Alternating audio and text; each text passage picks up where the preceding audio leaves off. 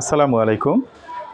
আমরা সেই সাংবাদিকের ইংরেজির ভুল নিয়ে কিন্তু অনেকেই ট্রল করেছি। আমিও একটা ভিডিও করেছি।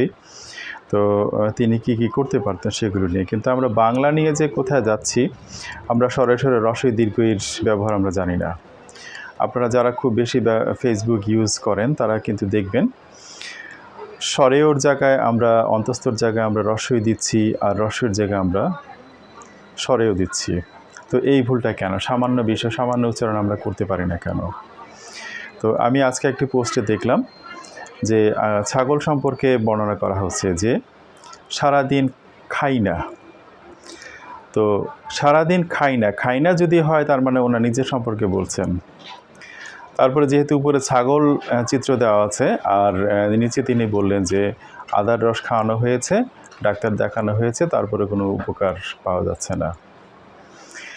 তো উনি ছাগল সম্পর্কে লিখবেন, সেখানে তিনি লিখে দিলেন সারাদিন খাই না, যেটা হবে খায় না, কোয়াকার খা অন্তস্তীয় খায়, নোয়াকার না খায় না। এটি নার্সারি কেজি ক্লাস 1 এই লেভেলের একটি পড়া। তো সেটি আমরা লিখতে পারছি না। অনেক শিক্ষিত মানুষকেও যদি কমেন্ট করে বলে দেওয়া হয় যে ভাই এখানে খাই না, এখানে খায় না হবে, তো তিনি উল্টো আমাকে বলেন না, বানান ঠিকই আছে, তুমি আমার চেয়ে বেশি বুঝো নাকি। তো এখন আর বর্তমানে এমন একটু সময় যাচ্ছে যে কাউকে কিছু বলা যায় না। আপনার ভিতরে যা আছে আপনি যদি আরেকজনকে ভুল শুধরে দেন, আপনি নিজেই বিপদে পড়ে যাবেন। তাহলে আপনি রস্বইয়ের জায়গায় স্বরেয় অথবা অন্তস্থ ব্যবহার করছেন এবং অন্তস্থর জায়গায় আপনি রস্বই ব্যবহার করছেন।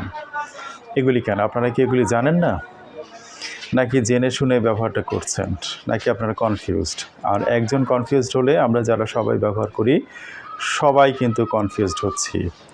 এই স্বরে আর রস্বই দীর্ঘই এগুলি নিয়ে আমাদের কনফিউশন আসবে, এটা কিন্তু ধারণাতীত, আমাদের চিন্তার বাইরে। তো যে জাতি আমরা এই বিষয়গুলি নিয়ে কনফিউজড, আমাদের বাংলা ভাষা, আমাদের মাতৃভাষা নিয়ে আমরা কনফিউজড, আমরা কিভাবে বিদেশি ভাষা ইংরেজিটা থেকে আমরা ভালো হব? রবীন্দ্রনাথ বলেছিলেন আগে যদি ইংরেজিতে যদি তুমি শক্ত হতে চাও তাহলে শুরুতে চাই বাংলা ভাষার পত্তন।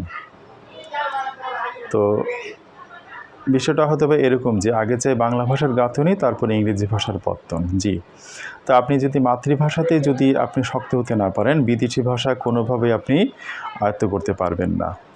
তো এ থেকে বোঝা গেল কেন আমরা ওই বিদেশি ভাষা নিয়ে আমরা ওই ওয়েস্ট ইন্ডিজের সেই প্লেয়ারটিকে আমরা কোয়েশ্চেন করতে পারলাম না। আমরা কেন একটু প্রশ্ন করতে পারলাম না? কারণ আমরা আমাদের নিজেদের ভাষাই আমরা চিনি না, আমরা জানি না। তো আপনি যদি পার্শ্ববর্তী দেশগুলোর ভাষা দেখেন, আমরা কিন্তু খুব সুন্দরভাবে সেটিকে অনুকরণ করার চেষ্টা করি। কিন্তু আপনি বাংলায় আমাদের দুটো ই আছে, রস্বই এবং দীর্ঘই। আর অন্তস্থ আছে দুইটা, একটি হচ্ছে অন্তস্থ আর একটি হচ্ছে স্বরেয়। তো আবার তিনি লিখলেন, আবার অন্য আরেকজন লিখলেন আমি ভাত খাই না, খোয়াকার খা অন্তস্থীয় খায়, নোয়াকার না খায় না। তাহলে এইভাবে বানান করে দিচ্ছি বা বানান উনি পারছেন না, এই লেভেলের এটা ধারণাতীত, আমরা কল্পনা করতে পারি না। তো যেখানে আমাদের রস্বই খোয়াকার খা, রস্বই খাই, নোয়াকার না, আমি ভাত খাই না যদি আমি হই।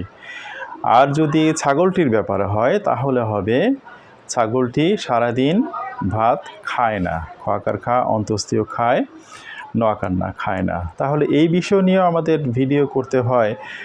করার অন্যতম উদ্দেশ্য হচ্ছে কিছু মানুষ হয়তো বা ভুল করবে, ভুল করাটাই স্বাভাবিক।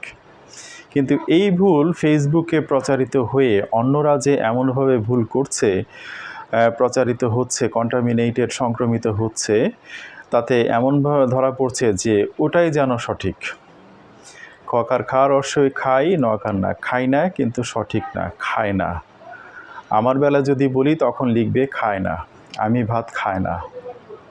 আর যদি ছাগলের ব্যাপারে আসে তখন লিখবে খোয়াকার খা রস্বই খাই, নোয়াকার না খাই না।